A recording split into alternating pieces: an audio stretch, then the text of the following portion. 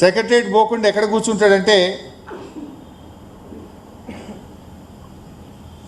Police station, మన రేవంత్ రెడ్డి గారు secretariat board ఎడ కూర్చుంటాడు, పోలీస్ కమాండ్ కంట్రోల్ రూమ్లో కూర్చుంటాడు. అయితే జూబ్లీ హిల్స్ ప్యాలెస్ ఏదైనా తప్పది అనుకుంటే పోలీస్ కమాండ్ కంట్రోల్కి పోతాడు. మరి పోలీస్ కమాండ్ కంట్రోల్ రూమ్లో కూర్చుంటే ఈయన హోంమంత్రి నువ్వే, ముఖ్యమంత్రి నువ్వే. ఏనాడన్నా క్రైమ్ రేట్ ఎందుకు పెరుగుతుంది, మర్డర్లు ఎందుకు పెరుగుతున్నాయి, అత్యాచారాలు ఎందుకు పెరుగుతున్నాయో రివ్యూ చేస్తాడా? పోలీస్ కమాండ్ కంట్రోల్లో ఈయన చేసే రివ్యూ ఏదైనా ఉంది అంటే కమిషన్ల మీద రివ్యూ చేస్తాడు. ఇంకెక్కడెక్కడ కమిషన్లు పెండింగ్ ఉన్నాయి, ఎక్కడెక్కడ కమిషన్లు తొందరగా రాబట్టాలో కమిషన్ల మీద రివ్యూ చేస్తాడు తప్ప ఈ ముఖ్యమంత్రి ఏనాడు క్రైమ్ రేట్ మీద రివ్యూ చేయడిన. చేసుంటే పెరగదు కదా క్రైమ్ రేట్. కమిషన్ల మీద ఉన్న ధ్యాస నీ క్రైమ్ రేట్ మీద లేదు రేవంత్ రెడ్డికి. అరే ఇవాళ కూడా అదే పోలీసులను అడ్డం పెట్టుకొని మా నాయకుడు మరి జనార్దన్ రెడ్డి గారి ఇంటి మీద ఇవాళ దాడి చేసి నానా బీభత్సం సృష్టిస్తున్నారు. మా ఎమ్మెల్సీ రవీంద్రరావు గారి ఇంటి మీద దాడి చేసి నానా బీభత్సం సృష్టిస్తున్నారు. అంటే ఏంది, మీరు ఏం చేయదలుచుకున్నారు? ఇలా మేము ఒక 20 ఫిర్యాదులు ఇచ్చినాం ఇప్పటిదాకా పోలీస్ కమిషనర్కు. జూబ్లీ హిల్స్ ఎన్నికల్లో ఎంత విచ్చలవిడిగా పోలీసులను వాడుతున్నారు, మా నాయకులను ఏ రకంగా పోలీసులు బెదిరిస్తున్నారు, ఇస్తే యాక్షన్ లేదు. పైగా మా ఇండ్ల మీద, మా నాయకుల ఇండ్ల మీద దాడులు చేస్తాడు. అసలు రేవంత్ రెడ్డి హోమ్ మినిస్టర్గా యు ఆర్ ఫెయిల్, ఎడ్యుకేషన్ మినిస్టర్గా యు ఆర్ ఫెయిల్, మున్సిపల్ మినిస్టర్గా యు ఆర్ ఫెయిల్, ఓవరాల్గా చీఫ్ మినిస్టర్గా you are utter fail. Why people should vote you? విద్యాశాఖ మంత్రిగా 10వ తరగతిలో అంటే స్కూల్ ఎడ్యుకేషన్లో 67,000 మంది పిల్లలు తగ్గిపోయినారు. మున్సిపల్ మంత్రిగా హైదరాబాద్లో ఎక్కడ చూసినా చెత్తనే, వీధి దీపాలు వెలగవు, చెత్త, పిచ్చి కుక్కలు, స్వైర విహారం, బస్తీ దవాఖానలో పోతే మందులు లేవు. మున్సిపల్ మంత్రిగా ఫెయిల్. ఇక హోంమంత్రిగా మర్డర్లు, మానభంగాలు, అత్యాచారాలు పెరిగినాయి తప్ప నువ్వు హోంమంత్రిగా సాధించిన ప్రగతి అయితే ఏమి లేదు. ఓవరాల్గా చీఫ్ మినిస్టర్గా యు ఆర్ అట్టర్ ఫెయిల్. నీ మంత్రులే నీకినరు, నీ ఎమ్మెల్యేలే నీ మీద రోజు ఒక ఎమ్మెల్యే ఉత్తరం రాస్తున్నాడు. ఒక ఎమ్మెల్యేనేమో వరల్డ్ బ్యాంక్ ఉత్తరం రాసిండు నీ మీద నమ్మకం లేక 100 కోట్లు ఇవ్వమని. ఇంకొక ఎమ్మెల్యేనేమో అరే మాకు ఊర్లలో పోతే పెళ్లిళ్ళకి సావులకు తిరుగుతున్నాం తప్ప ఒక బోర్ అడిగినా, మోటార్ అడిగినా, బుగ్గ అడిగినా వేసే దిక్కు లేదు, రూపాయి లేదు మా దగ్గర అని నీ కాంగ్రెస్ పార్టీ ఎమ్మెల్యేలే ఉత్తరాలు రాస్తున్నారు, బహిరంగంగా మాట్లాడుతున్నారు.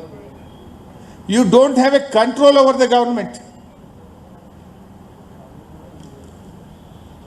ఈరోజు బీఆర్ఎస్ పార్టీ ఎందుకు ప్రతిపక్షం బలోపేతం కావాలి? ఇలా మేము బీఆర్ఎస్ పార్టీగా ఈరోజు మేము చెప్తున్నాం, మొన్న కేటీఆర్ గారు రిలీజ్ చేశారు, జూబ్లీ హిల్స్లో 5,300 కోట్ల అభివృద్ధి చేసినామని విత్ ఆల్ డీటెయిల్స్ మా కేటీఆర్ గారు రిలీజ్ చేసినారు. నువ్వేం చెప్తావు? ఒక ఫ్లైఓవర్ కట్టినావా జూబ్లీ హిల్స్లో? ఒక ఇల్లు కట్టినావా జూబ్లీ హిల్స్లో? ఒక దవాఖాన కట్టినావా జూబ్లీ హిల్స్లో? నువ్వు ఏం చేసినావు జూబ్లీ హిల్స్లో? చెప్పుకోవడానికి ఏమీ లేదు. Literally you are blackmailing. అదే బీఆర్ఎస్ పార్టీ మేమేం చేస్తాం, 9.5 ఏళ్లలో ఎంత అద్భుతంగా ఈ రాష్ట్రాన్ని అభివృద్ధి చేసినామో ప్రజలకు చెప్పాం. ప్రజల కళ్ళ ముందుంది, ప్రజలు దాన్ని అనుభవిస్తున్నారు. జూబ్లీ హిల్స్ ప్రజలకు మంచినీళ్ళు ఇచ్చింది బీఆర్ఎస్, అద్భుతంగా 24 గంటల కరెంట్ ఇచ్చింది బీఆర్ఎస్, జీవో 58, 59 కింద పట్టాలు ఇచ్చి వాళ్ళ ఇళ్లను రెగ్యులరైజ్ చేసింది బీఆర్ఎస్. నువ్వు మాత్రం ఆ ఇళ్లను కూలగొడుతున్నావు బుల్డోజర్లు పెట్టి. హైడ్రా పేరిట భయకంపం సృష్టిస్తున్నావు. నువ్వు నిద్రపోకుండా చేస్తున్నావు పేదల్ని, బస్తీ ప్రజల్ని. అదే బీఆర్ఎస్ ఇవాళ నాడు అభివృద్ధి చేసింది, నేడు ప్రధాన ప్రతిపక్షంగా. బీజేపీ అయితే పత్త లేకుండా పోయింది. బీజేపీ ఏం పడుచుకోలే, 8 ఎంపీలు గెలిచినా బడ్జెట్లో గుండు సున్నా. ఈ రాష్ట్రానికి ప్యాకేజీ రాదు, మెట్రో రైలుకు పర్మిషన్ రాదు. బీజేపీ కనీసం ఎరువులు కూడా సరఫరా చేయదు. బీజేపీ ఇయ్యది, రేవంత్ రెడ్డి కొట్లాడాడు, ఇద్దరు ఒకటే. కానీ బీఆర్ఎస్ ఈరోజు 2 సంవత్సరాల్లో ఆనాడు అధికారంలో ఉంటే అభివృద్ధి చేసి చూపాం, సంక్షేమ కార్యక్రమాలు అమలు చేశాం, దేశానికి రోల్ మోడల్గా తెలంగాణ నిలిపాం. దేశం తెలంగాణను చూసి నేర్చుకునే విధంగా ఈ రాష్ట్రాన్ని కేసీఆర్ గారి పాలనలో నడిపించాం. మనం మిషన్ భగీరథ పెడితే దేశం హర్ ఘర్ కో జల్గా దేశం మొత్తము అమలైంది. మనం 1962 పెడితే దేశం మొత్తం 1962 అమలు జరిగింది. మనము చెరువుల పునరుద్ధరణ కార్యక్రమం చేస్తే దేశం మొత్తం అమలు చేసింది. అట్లా అనేక కార్యక్రమాలు దేశానికి మోడల్గా నిలిపాం. ఈరోజు ప్రతిపక్షంలో కూడా ప్రభుత్వాన్ని నిద్రపోనిస్తలేము. 6 గ్యారంటీల మీద అడుగడుగున నిలదీస్తున్న బాకీ కార్డులను ఇంటింటికి జూబ్లీహిల్స్లో పంపాం. రుణమాఫీ గురించి గల్లా పట్టుకొని అడిగితే ఇవాళ కనీసం అరకొరగనైనా రుణమాఫీ కొద్దో గొప్ప జరిగిందంటే బీఆర్ఎస్ పోరాటం, బీఆర్ఎస్ నిలదీస్తేనే రుణమాఫీ జరిగింది. బీఆర్ఎస్ పోరాటం వల్లనే ఇవాళ 2 సార్లు రైతు బంధు వచ్చింది, 2 సార్లు ఎగ్గొట్టిండు ఈ పుణ్యాత్ముడు. ఈయన వచ్చినాక 4 పంటలు, 2 సార్లు రైతు బంధు ఎగ్గొట్టిండు.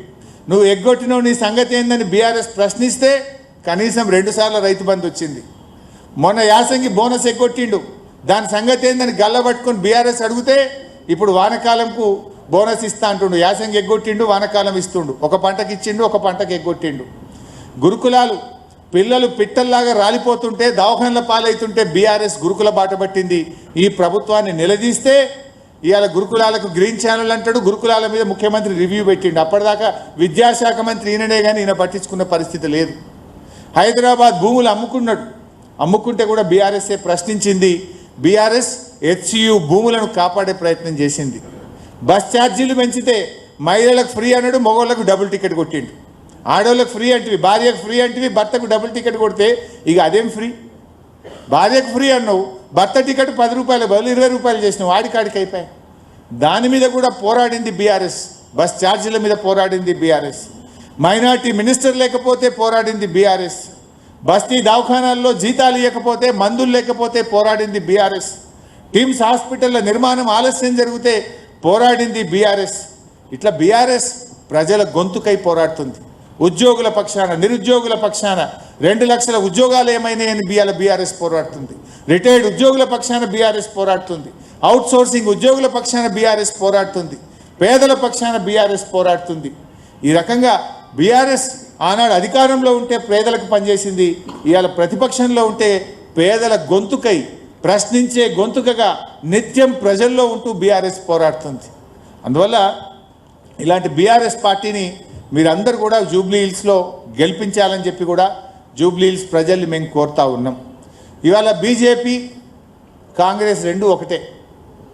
ఎందుకు ఈ మాట అంటున్నామంటే ఇవాళ జూబ్లీహిల్స్లో పోటీ చేస్తున్న అభ్యర్థి నవీన్ యాదవ్ తమ్ముడు వెంకట్ యాదవ్, ఆయనకు 3 ఓట్లున్నాయి ఆధారాలతో సహా. కాంగ్రెస్ అభ్యర్థి తమ్ముడికి 3 చోట్ల ఓటు ఉంది జూబ్లీహిల్స్లో. ఇది ఎక్కడిది అని మేము ఎలక్షన్ కమిషన్కి ఇచ్చాం, ఫిర్యాదు చేసినాం, కానీ దాని మీద యాక్షన్ లేదు. దాదాపు 25,000 ఓట్లు కొత్తగా నమోదైనాయి. ఇందులో డూప్లికేట్ ఓట్లున్నాయి, వాళ్ళు అక్కడ ఉండడం లేదు, దొంగ ఓట్లున్నాయి, ఓట్ చోరీ జరుగుతుందని బీఆర్ఎస్ ఫిర్యాదు చేస్తే కిషన్ రెడ్డికి పట్టది, బీజేపీ ప్రశ్నించది, బీజేపీ దాని మీద ఎంక్వైరీ వేయదు. మీ చేతులు అధికారం ఉన్నా మీరు పట్టించుకోరు. ఇద్దరు కలిసింది కనుకనే అది జరగదు. మరి రాహుల్ గాంధీ కూడా దేశమంతా బీహార్లో పోయి ఓట్ చోరీ అంటాడు. తెలంగాణ ఓట్ చోరీ గురించి రాహుల్ గాంధీ గారు మాట్లాడారు. అంటే ఇలా బీజేపీ కాంగ్రెస్లు తెలంగాణలో రెండు కలిసి ఉన్నాయి. ఇక్కడ ఇప్పుడు అసదుద్దీన్ ఓవైసీ గారు పోయి బీహార్లో ఆయన ఎన్నికల్లో నిలబడితే ఇదే కాంగ్రెస్ నాయకులు షబ్బీర్ అలీ గారు ఏమంటున్నారు, ఓవైసీ గారిని ఏ बीजेपी का बी टीम है अंटाడు. फिर तेलंगाना में कैसा बी टीम बना कांग्रेस का? बिहार में बीजेपी का बी टीम, तेलंगाना में कांग्रेस का बी टीम. एक ही पार्टी एक ही इलेक्शन में वहाँ बीजेपी का बी टीम कैसा बनता या कांग्रेस का बी टीम कैसा बनता? कुछ गलती है. आप सब मिलके हैं, आप सब लोगों को మోసం చేస్తూ ఉన్నారు మీరు అందరు కలిసి. ఈ విషయం ఇలా ప్రజలు ఆలోచిస్తున్నారు. ఇలా ప్రధానమంత్రి గారే ఆర్ఆర్ ట్యాక్స్ అంటాడు. మరి ఆర్ఆర్ ట్యాక్స్ మీద ఎందుకు చర్యలు ఉండవు? ఇలా అందరికీ తెలుసు ఎక్కడ వసూలు చేస్తుండో, ఆర్ఆర్ ట్యాక్స్ ఏందో అందరికీ తెలుసు. Why there is no action so far? అదేవిధంగా బీసీ రిజర్వేషన్ ఢిల్లీలో అధికారంలో ఉన్నది బీజేపీ, రాష్ట్రంలో అధికారంలో ఉన్నది కాంగ్రెస్. వీళ్ళే ధర్నాలు చేస్తారు.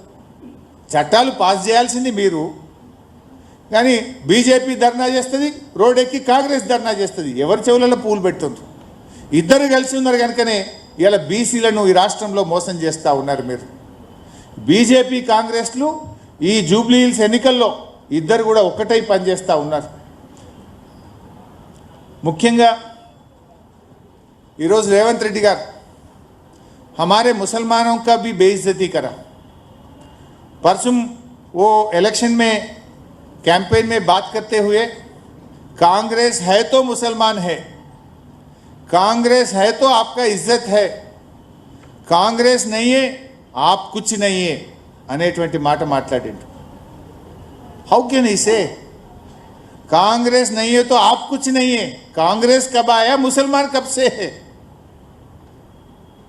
इनफैक्ट आज़ादी के लिए पहले लड़ा हुआ सो जमाते उलमा हिंद, कांग्रेस जब पैदा भी नहीं हुआ, जब जमाते उलमा हिंद ने आज़ादी के लिए लड़ा है तब कांग्रेस है भी नहीं, कांग्रेस का पैदाश भी नहीं हुआ.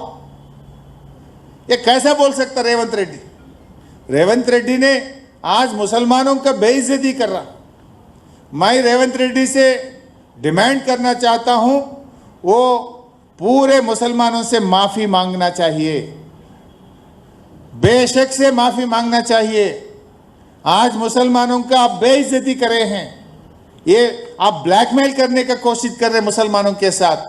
आप क्या कर रहा मुसलमानों के लिए? 4000 करोड़ रुपया बजट देते बोले दिए क्या? 1000 करोड़ रुपया नौजवान बच्चे के लिए देते बोले 1 रुपया दिए क्या? इमाम मौसम का तनख्वाह बढ़ाते बोले 1 रुपया बढ़ाए क्या? तू करा क्या? कुछ नहीं करा. 2 साल में मुसलमानों के लिए आप करे सो कुछ भी नहीं है. कम से कम मिनिस्टर भी नहीं दिए थे. जुबली हिल्स में हार जा रहा बोल के, मुसलमान आपके खिलाफ हुआ बोल के, बीआरएस के प्रेशर से वो अजहरुद्दीन साहब को आप परसों 7 दिन पहले आप मिनिस्टर बनाए. अब लोग मालूम हो गए लोगों को आपका क्या है, आप क्या कर रहे, मुसलमानों को पूरा मालूम हो गए. जरूर आप लोगों को सबर सिखाएंगे. ఇదే రేవంత్ రెడ్డి గారు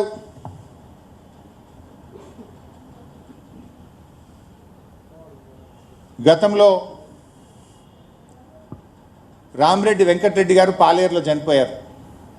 అప్పుడు తుమ్మల నాగేశ్వరరావు గారు బీఆర్ఎస్ అభ్యర్థిగా పోటీలో ఉన్నారు. ఆనాడు రేవంత్ రెడ్డి గారు పాలేరుకు వచ్చి ఒక మహిళ రామరెడ్డి వెంకటరెడ్డి గారి సతీమణి సుచరితారెడ్డి గారు పోటీ చేస్తుంటే బీఆర్ఎస్ పార్టీ 4-5 మంత్రులు వచ్చి పనిచేస్తున్నారు, ఇంతమంది మంత్రులు అవసరమా అని మాట్లాడిండు. ఇది రండ రాజకీయమో అని మాట్లాడిండు. మరి నువ్వు చేసేది ఏందా రేవంత్ రెడ్డి? స్వర్గీయులు గోపీనాథ్ గారు చనిపోతే వారి సతీమణి ఎన్నికల్లో నిలబడితే మొత్తం 14 మంది మంత్రులను పెట్టినావు కదా. నువ్వు 7 రోజులు మోకాళ్ళ మీద పాదయాత్రలు చేస్తున్నావు కదా, గల్లీ గల్లీ తిరుగుతున్నావు కదా, పోలీసులను విచ్చలవిడిగా వాడుతున్నావు కదా. మరి నీ రాజకీయం ఏంది అని నేను అడుగుతా ఉన్నా. ఆనాడు మాట్లాడితే ఒకటి, ఈరోజు ఒక తీరా. ఇలా పిల్లల మీద, ఆడపిల్లలు గోపి గారి పిల్లల మీద కూడా కేసులు పెడతావా? పాపం కాలేజీ పిల్లలు తల్లిగారి వెంట ప్రచారానికి వెళ్తే ఆ పిల్లల మీద కూడా కేసు పెడతావు. గోపి గారి సతీమణి గారి మీద లేనిపోని అభాండాలు వేసే ప్రయత్నం చేస్తావు. ఇంత చిల్లర రాజకీయం అవసరమా?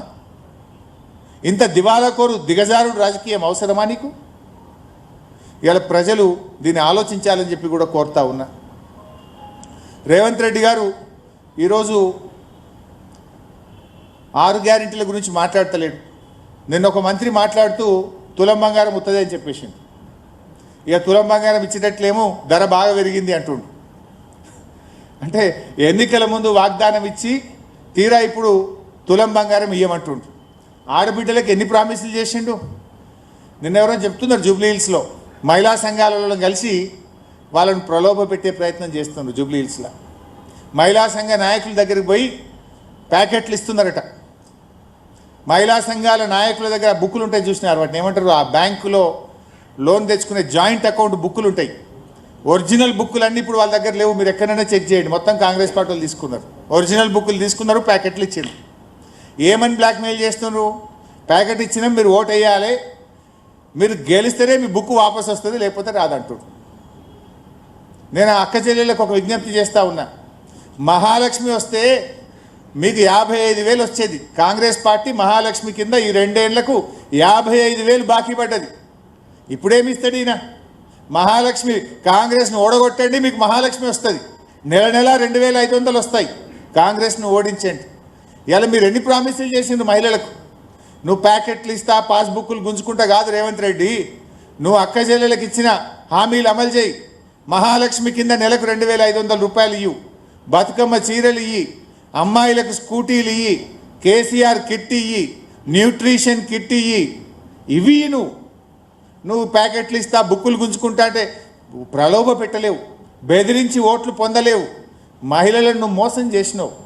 మహిళా సంఘాలకు కేసీఆర్ పెట్టిన పథకాలు రద్దు చేసినావు. ఈరోజు నువ్వు ఇప్పటికైనా చిల్లర రాజకీయాలు బంద్ పెట్టు.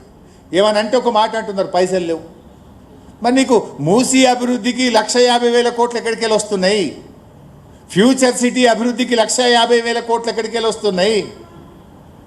మూసీకి పర్సంటేజీలు కమిషన్లు వచ్చేదానికి మాత్రం డబ్బులు ఉంటాయి. మూసీ అభివృద్ధికి డబ్బులు ఉంటాయి, ఫ్యూచర్ సిటీకి డబ్బులు ఉంటాయి.